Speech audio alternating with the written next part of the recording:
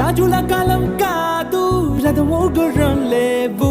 అద్దం ముందర నాతో నేను యుద్ధం చేస్తా అంటే గాజుల చేతులు చాపి దగ్గరకొచ్చిన నువ్వు చెంపల్లో చిటికేసి చక్రవర్తిని చేసావే. చిన్నగా చినుకు తుంపరడిగితే కుండ పుటగా తుఫాను తెస్తీవే.